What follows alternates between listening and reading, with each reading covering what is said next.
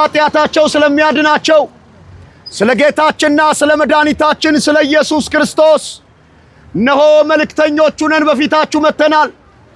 ጌታችንና መድኃኒታችን ኢየሱስ ክርስቶስ ከዘላለም ሞትና እርግማን ያድናል።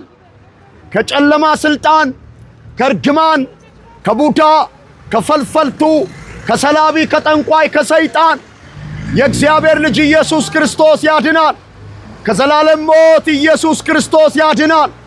መዳን በሌላ በማንም የለም። መጽሐፍ እንደሚናገር የሰው ልጆችን ከኃጢአታቸው ያድናቸዋል ተብሎ እንደተጻፈ ነው። ከኃጢአት የምታመልጡበትን ታላቅ መድኃኒት ይዘን መጥተናል። መዳን በሌላ በማንም የለም። እንድንበት ዘንድ ከሰማይ በታች የተሰጠን አንድ ስም አለ፣ እርሱም ክርስቶስ ኢየሱስ ብቻ ነው። ወገኖቼ እንደዚህ መሸጥ፣ እንደዚህ መለወጥ፣ እንደዚህ መሸመት አንድ ቀን ይቆማል። በቀራንዮ መስቀል ላይ ስለናንተ ራሱን ቤዛ አድርጎ የሰጠው ጌታችንና መድኃኒታችን ኢየሱስ ክርስቶስ ነሆ ሊመጣ በደጃችሁ ነው። ከኃጢአት ቀንበር አምልጡ። መዳን በሌላ በማንም የለም። መጽሐፍ ቅዱስ የእግዚአብሔር ቃል በሐዋርያት ሥራ መጽሐፍ ምዕራፍ 4 ቁጥር 12 ላይ ሲናገር እንድንበት ዘንድ ከሰማይ በታች የተሰጠን ሌላ ስም የለምና ይላል። ይሄ ስም ክርስቶስ ኢየሱስ ብቻ ነው።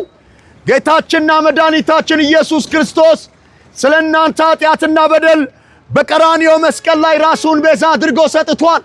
አሁንም መጽሐፍ ቅዱስ የእግዚአብሔር ቃል በአንደኛ ዮሐንስ መጽሐፍ ምዕራፍ 5 ቁጥር 12 ላይ ሲናገር ልጁ ያለው ሕይወት አለው፣ ልጁ የሌለው ግን ሕይወት የለውም ተጽፏል።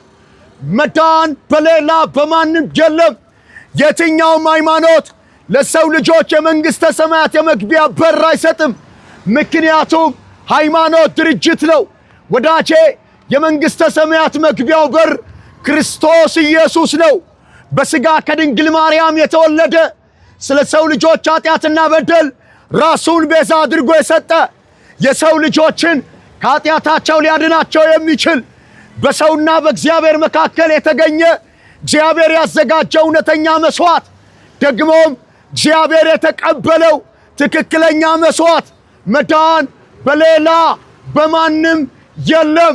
እንድንበት ዘንድ ከሰማይ በታች የተሰጠን ሌላ ስም የለምና በቀራንዮ መስቀል ላይ እርሱ ክርስቶስ ኢየሱስ እርቃኑን ለእናንተ ሲሰቀል ከቶ አላፈረባችሁምና እኔም በተሰቀለው በናዝሬቱ ጌታ በኢየሱስ ክርስቶስ ከቶ አላፍርም።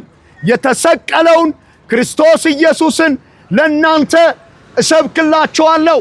ኢየሱስ ክርስቶስ ከዘላለም ሞት ያድናል።